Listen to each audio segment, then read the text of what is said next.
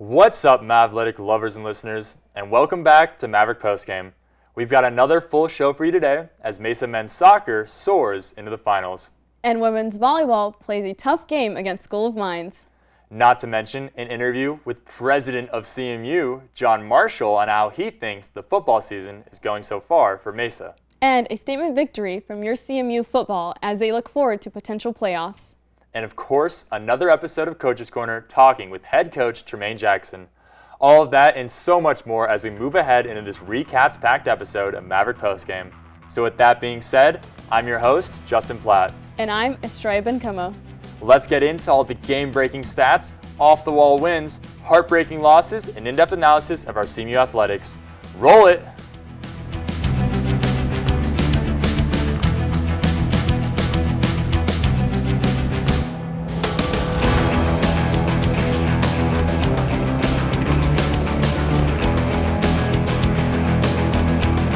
Hello everyone, once again, I'm Estrella.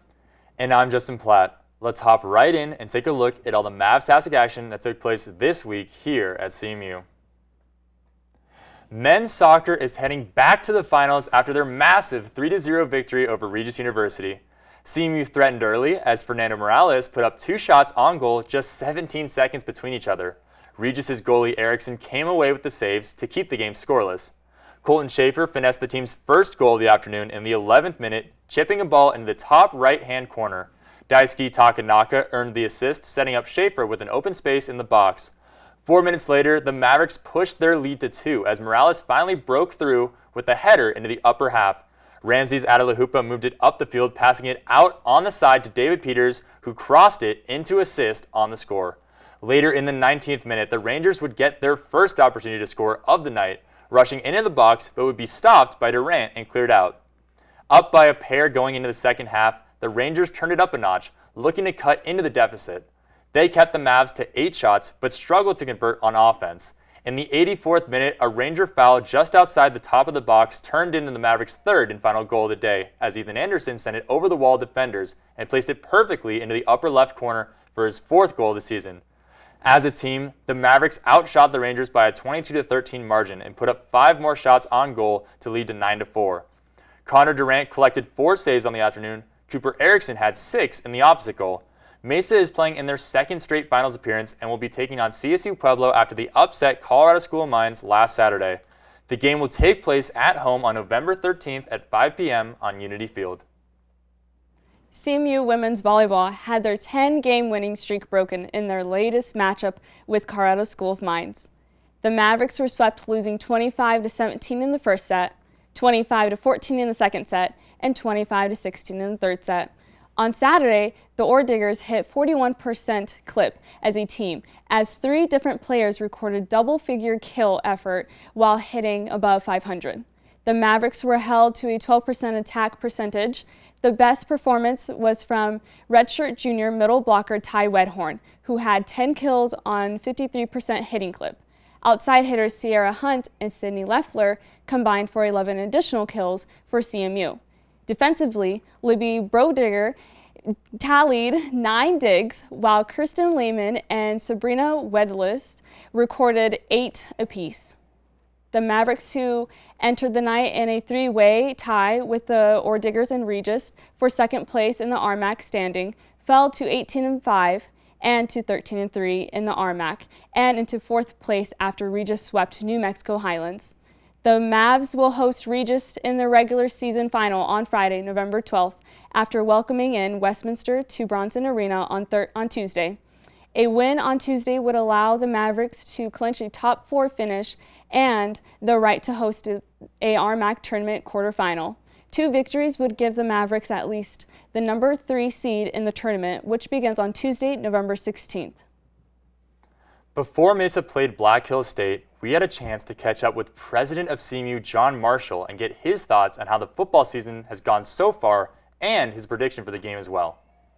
I'm here today at the Colorado Mesa University football game with President of CMU, John Marshall. John, thank you so much for joining me today. Yeah, happy to be here, Justin.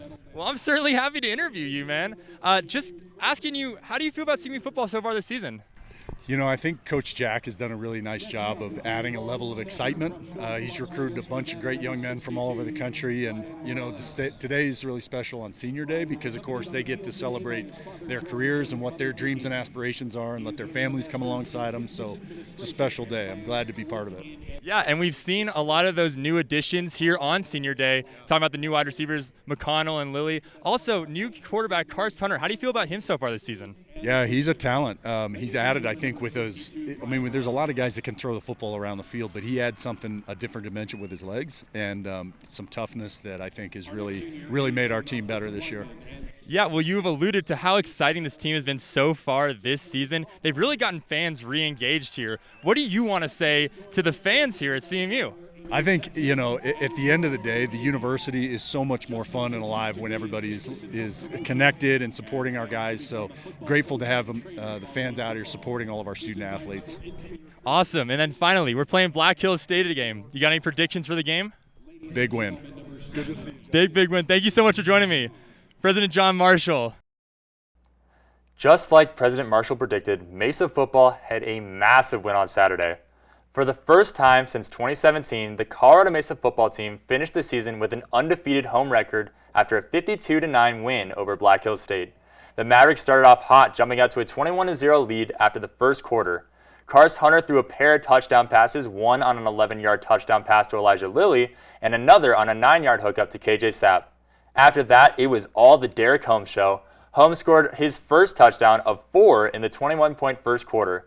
This one on a 72-yard run that capped off a quick 2-play drive in 27 seconds. The junior scored twice in the second quarter to help build a 38-0 halftime lead. Holmes scored on runs of 19 yards and 46 before Lucas Ruiz-Diaz nailed a 43-yard field goal and ended the first half. While BHS would go score a field goal in the third quarter, Mesa continued to put their foot on the gas to ensure that there would be no comeback. Derek Holmes would score another touchdown, this time off of a 15-yard rush to put Mesa up 45-3. BHS would score a touchdown, however, it was too little too late.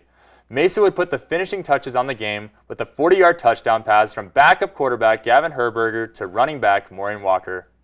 As a team, Mesa put up over 500 yards of offense again for the fourth time this season, this time getting close to 600 yards, with 572 coming totally. 298 came through the air and 274 came on the ground, due in major part to Derek Holmes.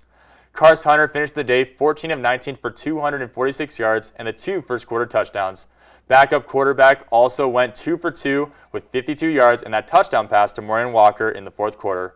Elijah Lilly led the receiving group with 5 catches for 63 yards in the first quarter score. The Mavs will finish the regular season this Saturday against South Dakota Mines. Following their big win, we caught up with Tremaine Jackson to talk about the upcoming regular season final.